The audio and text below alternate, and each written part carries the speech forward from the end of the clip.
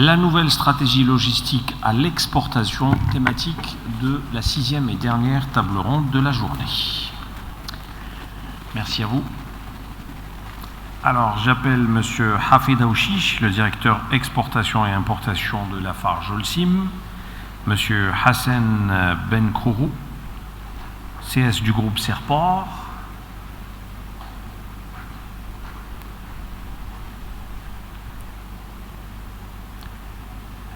un représentant de la DGD, Mme Nassima Brixi, une nouvelle fois, qui est inspecteur divisionnaire, le directeur général adjoint technique et commercial de la SAA, M. Kamal Raham, et enfin M. Mourad Khouri, directeur général des transports au ministère des Transports et des Travaux publics.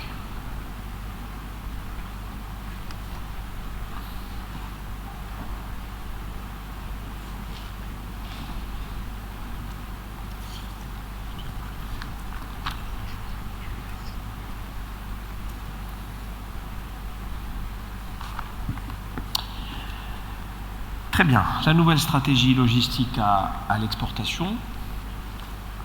Alors, ces derniers temps, on parle beaucoup de commerce international. C'est plus l'export qui est visé. On a l'impression que ces mécanismes, en tous les cas, sont nombreux et à la fois complexes à comprendre. Comment, finalement, aujourd'hui, faciliter la compréhension chez nos opérateurs économiques quant à cette stratégie, quant à ces mesures qui sont prises pour faciliter l'exportation. On fera un rapide tour de table sur cette question et puis on va essayer d'aller au fur et à mesure vers des questions beaucoup plus pointilleuses. Je vous en prie. Qui souhaite se jeter à l'eau en premier? Monsieur Aouchiche. Hafid Aouchiche, voilà. Pour notre part, je pense que les orientations et la dynamique export, elle est définie, elle est mise en œuvre. Le pouvoir public ont donné les orientations. Pour ce qui est du secteur dans lequel nous sommes, donc la levée de l'interdiction sur l'exportation de ciment et de clinker a eu lieu en novembre 2017. Et moins d'un mois après, nous avons eu la première expédition via le port d'Erzeu. Donc c'est du ciment qui est exporté sur la côte ouest africaine. Donc pour vous dire que dès que l'orientation est donnée, l'opérateur économique qui est Lafarge Holcim Algérie a su être réactif. Aussitôt suivi, effectivement. Et notre ambition pour cette année, c'est de faire, disons, quelques navires, autour de 100 000 tonnes. Et nous nous réjouissons de terminer cette année 2018, avec moins de 400 000 tonnes de ciment et de clinker exportés. Donc la dynamique, elle est là, les orientations sont là. Ces orientations nous ont permis déjà de définir un peu, de définir notre stratégie à l'export. Il ne faut pas oublier que nous sommes un pays qui est plus importateur qu'exportateur, donc il faut développer les réflexes, y compris chez nous, chez les opérateurs. Donc, on a travaillé sur une stratégie, on a ciblé les ports par lesquels nous devions passer. Ces ports-là, donc, en tenant compte de la distance à partir des usines, des tirons d'eau des ports, donc tous les éléments logistiques qui nous permettent d'être performants et d'arriver à l'ambition qu'on s'est définie.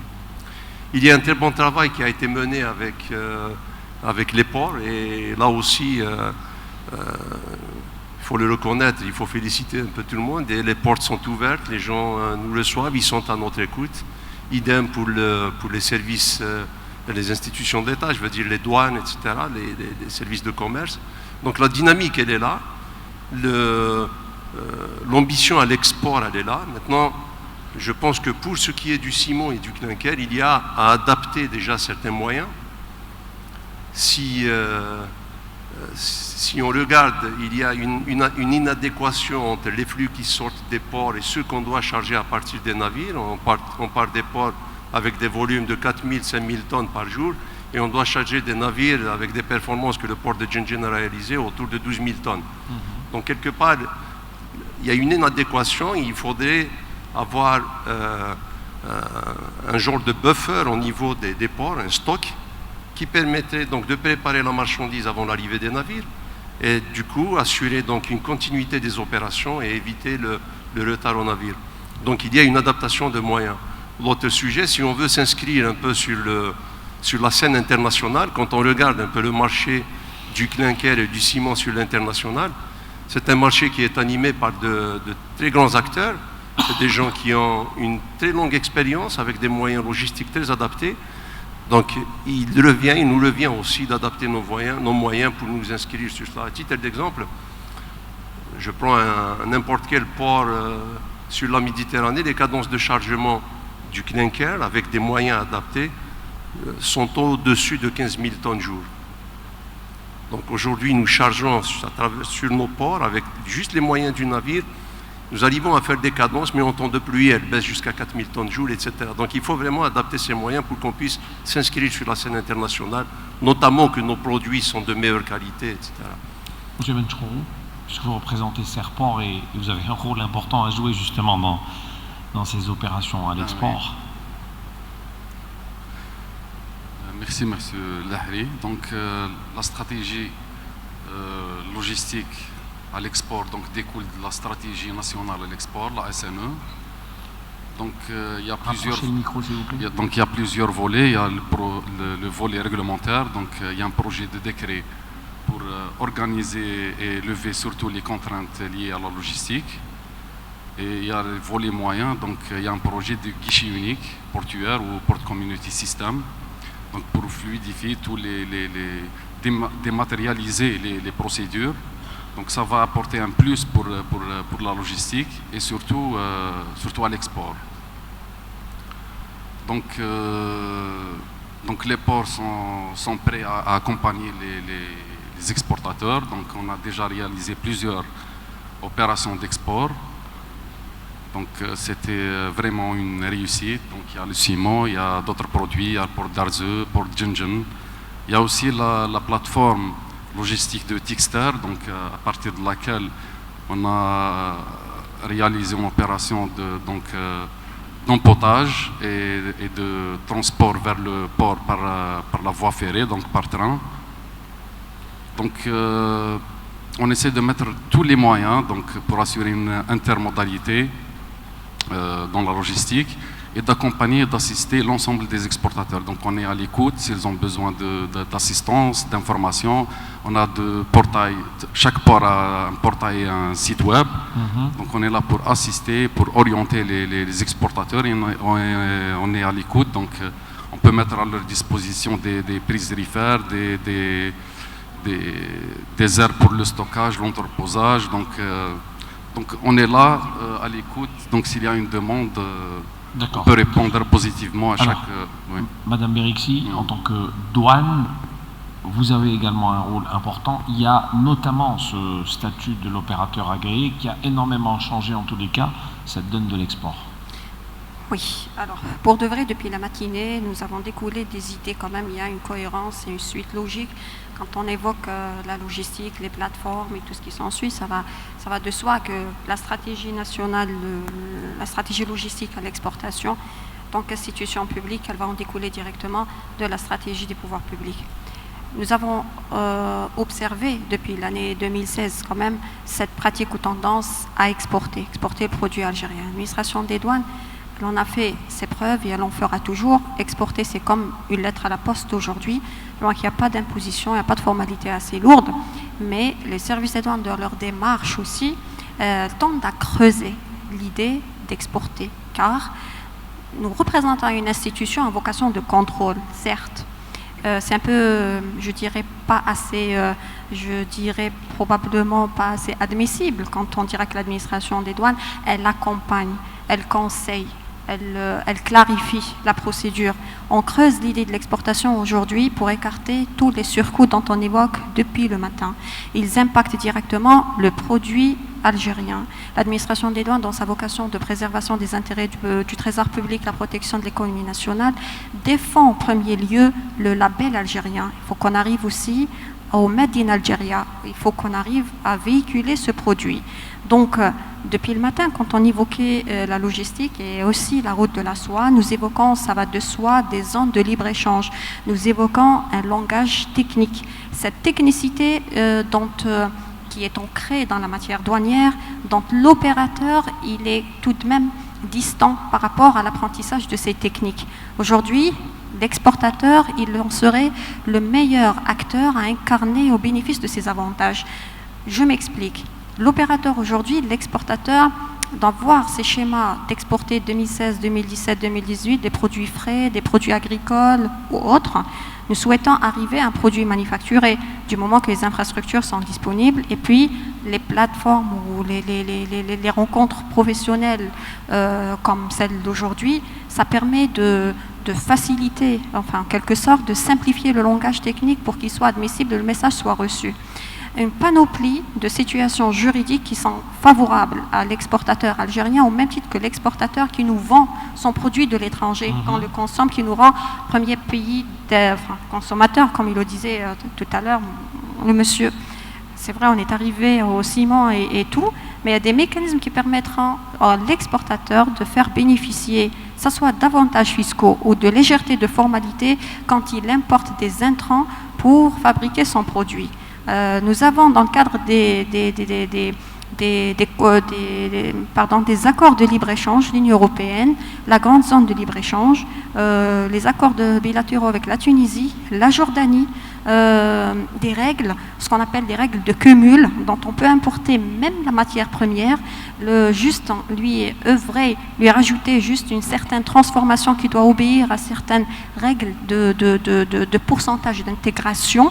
On le respecte, on le calcule avec l'assistance de douane pour pouvoir faire sortir un produit avec un label algérien et qui va intégrer les marchés extérieurs dont nous sommes signataires de ces accords de libre-échange pour en faire bénéficier la gratuité de ces, en quelque sorte, l'imposition et l'accès à ces produits à un coût comme il se doit. Au moins, ça serait une manière de compenser pour cette période de transition, le temps de maîtriser aussi les surcoûts et de rabaisser ce chiffre de 35% à 15%. Donc, il y a toujours des mécanismes qui nous permettent de pousser. L'administration des douanes est là, dans toutes les rencontres professionnelles qu'elle organise elle-même ou dans lesquelles elle prend part, pour accompagner et en quelque sorte, rendre ces mécanismes accessibles. Quand on parle de facilitation réellement, dans le fond, le message qu'on passe, c'est déjà apprendre à faire usage de ses droits et respecter ses obligations. Non plus. Donc, accéder au marché extérieur, et comme nous l'avons dit sur la dernière édition, c'est un titre d'un livre d'ailleurs, exporter c'est bien, se faire payer c'est mieux. Donc, c'est ça l'objectif. Quand l'administration des douanes intègre une action qui rassemble tous les acteurs, et c'est le fondement de la chaîne logistique, donc autant qu'acteur, autant qu'exportateur, il arrive à l'administration des douanes, il fait... Ça ne nous enchante pas de voir quand même un produit qui perd la valeur de sa valeur, car il y a un problème de retard de vol, il y a un problème de logistique, un problème de surcoût, et un problème, on commence à faire des gymnastiques par-ci, par-là, or que ce n'est pas notre rôle de base. Maintenant, cette transition, du moment qu'on est en pleine expansion, à vocation exportation, l'administration des douanes ne cessera jamais d'accompagner des opérateurs à créer cette richesse, à s'adapter aux normes. Vous savez, les marchés extérieurs, à chaque fois, on nous fixe des normes. Cette norme, oui, une fois on l'avait intégrée ou probablement satisfait, dès qu'on accède le marché, on nous fixera une autre norme. Ça qu'on parle toujours de normes. Donc l'administration des douanes, dans le cadre de ses capacités d'assistance mutuelle directe à vocation de douane algérienne à douane étrangère, elle en prend connaissance davantage de ces normes. Donc elle les mettra à disposition de tous les opérateurs et logisticiens et praticiens dans le métier. Donc toute cette, je dirais, ces mécanismes de permettre d'importer des intrants, de les intégrer dans le produit, d'avoir... à faire respecter ces intégrations suffisantes, les opérations suffisantes. On peut arriver jusqu'à même des simulations, si on avait assez le temps d'expliquer, en moins des cas, on peut importer une matière première de la Tunisie, juste la manufacturer à un certain dosage ici, importer de l'emballage ailleurs et là on l'exportera avec un label algérien et en plus il bénéficiera d'une exonération totale de droits et taxes si on l'a fait couler sur le marché dont on détient un accord de libre-échange par réciprocité. Donc nous bénéficions de ça pour le faire ramener. Évidemment, on le paye avec une devise forte et puis on ne peut pas aussi le faire à l'exportation. Donc la stratégie des pouvoirs publics, donc laquelle elle en découle parfaitement la stratégie de douane, c'est de creuser l'idée de l'exportation, d'aller jusqu'au manufacturé, de faire de la sorte à ce que le produit et le label algérien aura sa position en profitant évidemment de toutes ces plateformes logistiques. Vous savez, c'est des débats assez riches, assez pleins d'idées qui peuvent en découler, que l'administration des douanes incarne parfaitement. Nous aurions souhaité aussi avoir, dans le cadre du CITEM, probablement pour la prochaine édition, les opérateurs qui opèrent dans le cadre du fret express.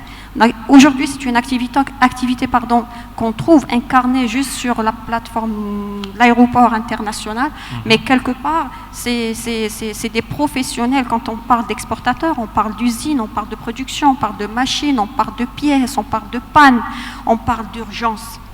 Donc, on ne doit pas faire subir à cet exportateur, producteur, à qui on a accordé des tas d'avantages pour qu'il rattrape le temps et le coût. Par la suite, il va le dépenser à dédouaner sa pièce détachée. Donc c'est assez conséquent comme procédure. Tout à fait. Et voilà. Alors, Monsieur Raham, une réaction après tout ce qui vient d'être dit. Merci Monsieur Lahari, merci aux organisateurs donc, de cette 3e édition du CITEM pour nous avoir donné cette occasion pour nous exprimer. Alors, si l'on évoque la notion de logistique, cela nous renvoie forcément vers donc, un processus complexe donc, qui implique différents intervenants. Donc vous avez les chargeurs, les transporteurs, vous avez les transitaires commissionnaires, les consignataires de navires, consignataires de cargaison, vous avez les douaniers et puis vous avez les banques. Une multitude d'intervenants. Vous avez in fine donc forcément l'assureur qui est donc la pièce maîtresse du puzzle qui vient pour garantir tout ce process. Et si je parle d'acte d'assurance, ça doit être pour tous les opérateurs économiques comme étant une résultante de la démarche risk management, donc qui voudrait qu'il y a une identification donc des risques, il y a donc le traitement et la quantification des risques, et puis après il y a une décision qui est prise par rapport à ces risques, soit pour les éliminer, pour les réduire, et puis in fine le risque résiduel il est transféré vers les professionnels donc de gestion de risque sont les assureurs. Alors c'est ce que donc nous faisons en tant que professionnels d'assurance.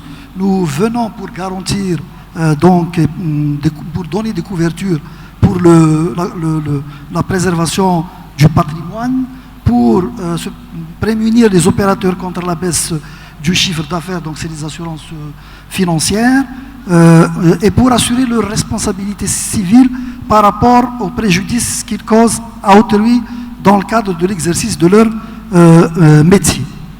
Nous assurons aussi dans le cadre donc, du transit des marchandises, les marchandises depuis donc, le point de départ jusqu'à leur arrivée dans donc, les stocks ou bien les magasins des destinataires. Alors si on a donc à stratifier ces risques-là, nous les avons donc divisés en 3 rubriques.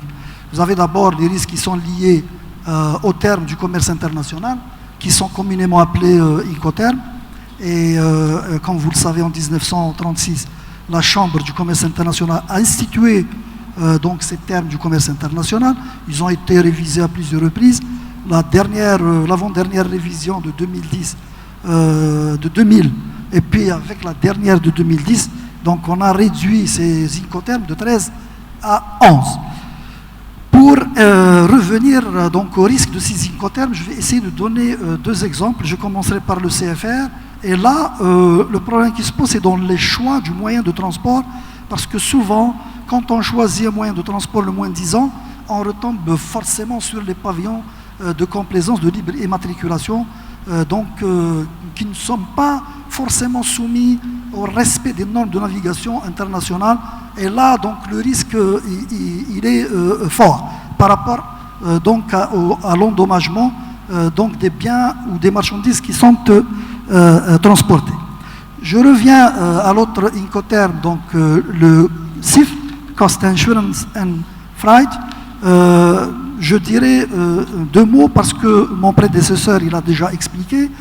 Le problème il se pose par rapport donc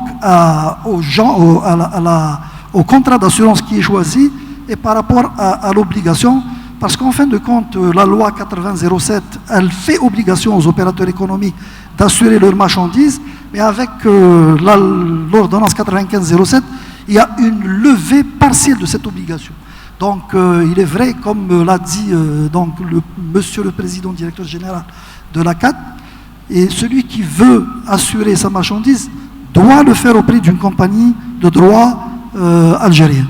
Il y a donc le bon vouloir de s'assurer, mais quand les risques voyagent, quand les marchandises voyagent au risque d'un opérateur algérien, il doit forcément éviter de prendre l'Incoterm CIF, d'autant plus que la marchandise elle est transportée à ces risques et que la mise en jeu de la police est difficile. Ça c'est donc le premier point par rapport donc au risque d'un transit d'une marchandise d'un point à un autre. Le deuxième aléa, ce sont l'ensemble des risques qui sont liés à l'expédition elle-même, et depuis le point de départ jusqu'à l'arrivée.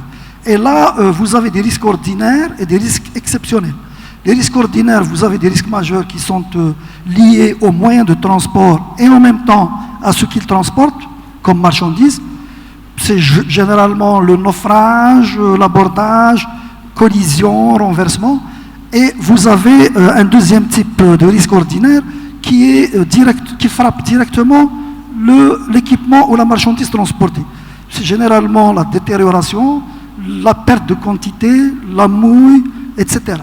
Et vous avez des risques exceptionnels qui sont généraux par rapport à toutes les branches d'assurance, et non seulement pour le transport, c'est les risques de guerre et les risques qui concernent les grèves, émeutes et mouvements populaires. Alors, bien sûr, la réalisation de ces risques donc, donne lieu à des avaries. Vous avez des avaries qui touchent directement la marchandise, c'est des avaries particulières. Des avaries frais, ce sont tous les frais engagés par les opérateurs pour soit réduire le risque, soit éviter le risque. Et vous avez la notion qui est liée au transport maritime, qui est l'avarie commune, et qui peut donc donner lieu pour un opérateur économique à payer, à contribuer pour les dommages causés, sans pour autant que sa marchandise n'ait subi donc de sinistre. Alors, enfin, le troisième point que je voudrais traiter dans le cadre d'un transport donc d'une marchandise, c'est la responsabilité, c'est les aléas liés à la responsabilité civile du transporteur lui-même. C'est vrai que nous avons des lois locales, donc la réglementation locale, mais nous avons des conventions internationales, et notamment pour le transport maritime, c'est la convention de Bruxelles. Le transport aérien, c'est la convention de Varsovie, la convention de Montréal, et pour le transport terrestre, c'est le CMR. C'est vrai que ces conventions-là, elles présument le transporteur responsable depuis la prise en charge de la marchandise jusqu'à sa livraison au point de destination finale. Mais elles émettent des réserves. Donc il y a une panoplie d'exonérations. Nous en avons 13. Et puis si le transporteur venait à être tenu comme responsable du dommage subi par la marchandise, il y a forcément des limitations de responsabilité. Donc il y a des limitations par colis et des limitations par kilo. Et ceci, c'est tout à fait normal, donc pourrait donner lieu à une réduction de l'indemnisation que recevra l'opérateur économique directement du transporteur en mettant sa responsabilité civile. Et c'est pour cette raison, pour les donc 3 raisons que j'ai évoquées, qu'il y a lieu de transférer le risque résiduel sur donc les assureurs. Merci. Très bien. Question du panel? Est-ce qu'il y a des questions dans le public? Très bien. Alors, est-ce qu'aujourd'hui, c'est l'opérateur économique intéressé du moins par l'export ils trouvent différentes formules, j'ai envie de dire, logistiques, ou c'est carrément standardisé aujourd'hui pour quelqu'un qui souhaite exporter sa marchandise à l'étranger? Qu'est-ce qu'il y a sur le marché en matière de solutions logistiques? Y a-t-il le choix réellement ou c'est uniformisé comme formule? Monsieur Aouchi, je vous vois sourire, donc vous avez certainement des idées plein la tête. Parce c'est l'un des points sur lequel nous travaillons avec les ports. C'est qu'aujourd'hui, quand on parle d'exportation de clinker, je disais tout à l'heure qu'il fallait adapter les moyens. Les moyens, c'est premièrement un hall de stockage qui est près du port, qui préservera à la fois la qualité du produit. Le clinker, c'est du ciment en phase de production, j'allais dire, c'est un produit semi-fini, donc qui est sensible à l'humidité, à la pluie, etc. Donc aujourd'hui, nous n'avons pas de solution de stockage et nous travaillons justement pour les développer. Et l'autre élément qui est le plus important, en parlant tout à l'heure des cadences de chargement, c'est ce qu'on appelle en anglais un ship loader. Le clinker se charge avec il y a des équipements qui existent en Algérie pour des sociétés, je veux dire, telles que ARZE pour l'exportateur de durée. Donc le clinker, il faudrait aussi un équipement pareil.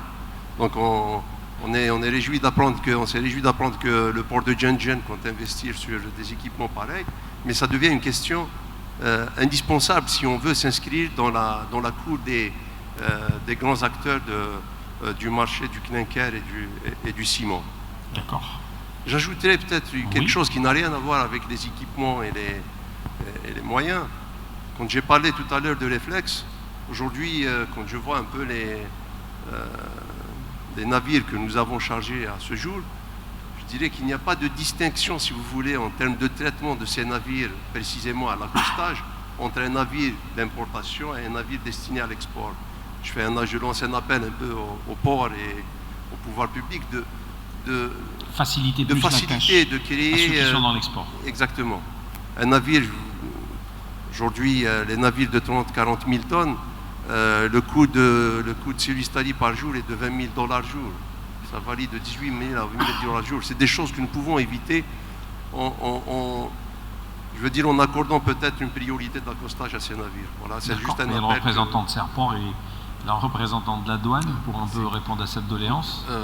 Toute la question est là. Donc, la logistique est un métier.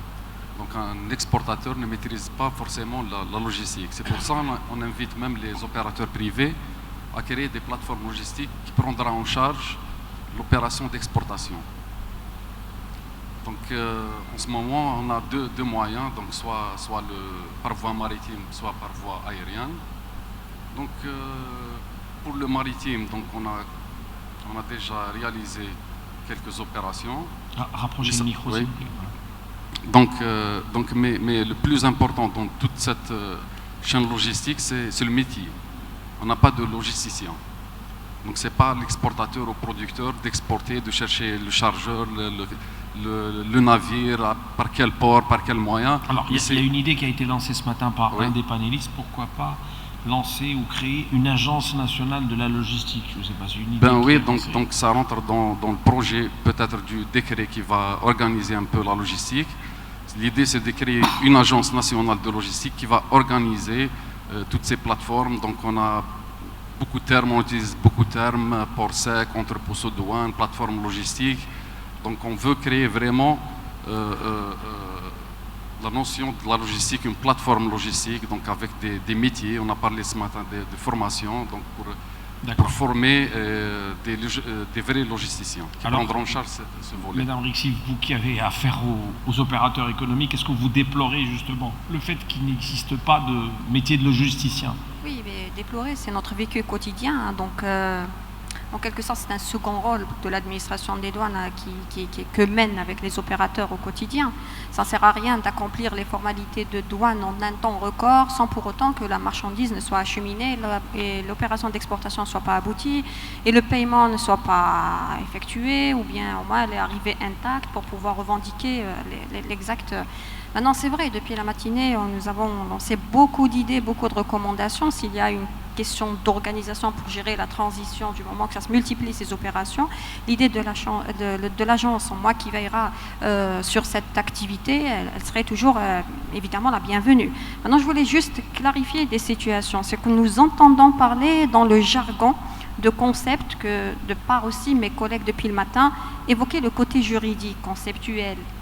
Car il y a des notions qui pourraient nous être, autant qu'opérateur ou bien autant que logisticien, je pourrais la comprendre juste à mon gré. Or que réellement, il y a derrière des conventions, une standardisation à l'international qui nous impose un certain jargon avec des définitions bien définies, bien fixées, pardon. Donc, si on parle d'entrepôt, si on parle de port sec, si on parle d'usine exercée, exact, ce sont des régimes, ce sont des situations juridiques favorables à chaque situation, je dirais, de l'activité particulière de chaque opérateur. Donc, et chacun, il doit aménager, évidemment, comprendre son activité et comprendre le régime pour qu'il lui soit plus favorable et plus adéquat. Donc, c'est des zones agréées qui répondent aux normes de sécurisation, d'assurance, des produits à risque, les lubrifiants, les zones, voilà, c'est les produits chimiques, l'entreposage qui nécessite un certain respect de normes qui sont prévues de pas mal de textes de loi. À votre avis, le rôle de ces intervenants n'est pas suffisamment vulgarisé auprès de l'opérateur économique afin de lui faciliter. Il y a un réel problème de communication. Vous savez, car le côté douane, nous voyons tous les intervenants dans la chaîne logistique.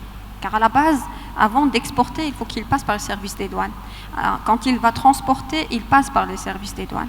La marchandise, elle est sous surveillance douanière. Son chargement, il est tributaire de l'autorisation douanière. Son déchargement, il est tributaire de la surveillance douanière. Donc, nous supervisons toutes ces opérations. Et c'est de là que j'allais juste, si vous permettez, entériner avec l'idée de concept juridique. L'administration des douanes s'est lancée sur ce qu'avait dit le collègue ministère de l'Intérieur, une réforme depuis 1995. Nous détenons le système d'information automatisé qui nous permet au moins d'exercer la fonction principale de générer les statistiques du commerce extérieur, qui nous permet de faire fonder les politiques du commerce extérieur de notre pays, des statistiques très importantes et primordiales. Maintenant, nous sommes sur un autre label de système d'information assez... On ne peut pas rester comme ça, découpé du monde tôt ou tard, parce qu'on doit être connecté, on doit suivre les normes technologiques, la révolution technologique, et de même interconnecter tous les intervenants. Ça impactera le coût, ça impactera le va-et-vient, qu'il va être supprimé, ça impactera que le contact humain inutile, il doit être évidemment, il est appelé à disparaître. La communication utile et nécessaire, au tenté, elle va être rétablie. Ça nous permettra de faire de la prospection pour le T+1, +2, +3, +4. Voilà, les Chinois, ils arrivent à la route de la soie. Et nous sommes sur leur trajectoire. Et nous voyons ça du côté beaucoup plus technique douanière à l'international. Nous arrivons avec ce système à une standardisation de concepts. Aujourd'hui, l'opérateur, quand il importe sa matière première, s'il est interpellé par le service des douanes pour contrôler la matière première, on lui demande par exemple le X1 et la déclaration d'exportation du pays d'exportation du fournisseur. Par contre, quand il va exporter, il doit souscrire une D11. Tous ces concepts prêtent parfois à confusion qu'il n'est pas supposé les connaître. Donc, il y a une standardisation, tout comme les incoterms, qui sont fixés et arrêtés par toutes les douanes du monde dans le cadre de l'Organisation mondiale des douanes. Cette standardisation, c'est celle qu'on vise pour accompagner les logisticiens, pour revenir à ces moyens. Est-ce que l'opérateur exportateur trouvera, c'est-à-dire des schémas logistiques prêts pour qu'il l'emprunte et réalise son opération? C'est pas évident. Nous parlons terrain, nous parlons opérationnel, c'est pas évident. Donc nous le ressentons en même titre et nous y travaillons. C'est la raison pour laquelle nous sommes présents pour fédérer tous les efforts de tout à chacun. Bien. Une réaction pour terminer? Non? Oui, monsieur Laham? Juste pour évoquer certaines attitudes à éviter dans le cadre de la gestion des risques. C'est donc la première attitude, c'est celle qui consiste à dire que mes produits ne risquent rien, je ne les assure pas. Donc forcément il y a des aléas que j'ai cités qui sont liés à l'aventure du transport et du transit et de l'entreposage des marchandises. Et vous avez l'autre aléa qui est plus important, c'est l'aléa avarie commune qui obligerait les opérateurs économiques à contribuer même si son bien n'a pas subi de dommages. La deuxième attitude à éviter, c'est celle qui consiste à dire que mes produits sont chers, que ça me coûterait une fortune de les assurer. Et donc il y a l'adage qui dit que l'assurance ne coûte cher qu'avant sinistre. Et il y a la troisième attitude, c'est celle qui consiste à dire de toutes les façons, mes marchandises, je les confie à un transporteur, il est présumé responsable depuis sa prise en charge de la marchandise jusqu'à sa livraison, et il dispose d'une assurance P&A Club, donc je me retournerai directement contre lui si jamais un sinistre survient. Et on a vu que c'est vrai, il y a une présomption de responsabilité, mais vous avez toujours des cas d'exonération et vous avez la limitation de responsabilité, et parfois, même si la responsabilité civile du transporteur est retenue, vous avez des transporteurs qui sont insolvables. Et merci. Très bien, merci à vous d'avoir animé cette dernière table ronde de la journée, la nouvelle stratégie logistique à l'exportation.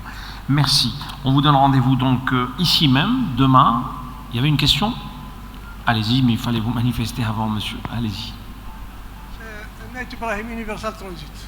Ce n'est pas une question, c'est une mise au point. Allez-y. Monsieur Benkerouri a parlé qu'il n'y a pas de logisticien en Algérie. Ça fait 20 ans que je fais de la logistique. Je fais de l'export et de l'import, du porte-à-porte. Je peux prendre une marchandise à partir de sortie d'usine et la livrer en entrepôt. Ça, c'est de la logistique. Et je le fais. Donc, qu'il n'y ait pas de base logistique comme en Europe, ça je peux le concéder, mais qu'on puisse dire qu'il n'y a pas de logisticien, là je ne suis pas d'accord. Je suis vraiment désolé. Donc il faut rectifier. D'accord, c'est une remarque. Je ne sais pas si vous souhaitez réagir à cette dernière remarque d'un monsieur qui visiblement fait ça depuis plus de 20 ans. Non. Très bien. Merci à vous. On se donne rendez-vous ici même, donc demain, pour également une table ronde sur la digitalisation, les procédures et accès aux droits, accélérateur du commerce et des investissements internationaux. Juste avant, c'est le ministre du Commerce, M. Saïd Jelleb, qui viendra faire l'ouverture de cette seconde journée le matin. Et nous allons avoir les ateliers, les workshops, comme le veut la tradition, avec les représentants notamment de la SAA, de la Sarl Boublenza, de Serport, de Rail Logistique, de Gitra et de l'Algérienne des autoroutes, comme celle de la CAT. Voilà. Et pour l'après-midi demain, ça va être du B2B. Vous avez le programme, je vous souhaite une bonne soirée et je vous dis à demain pour le second jour du CITEM 2018. Merci.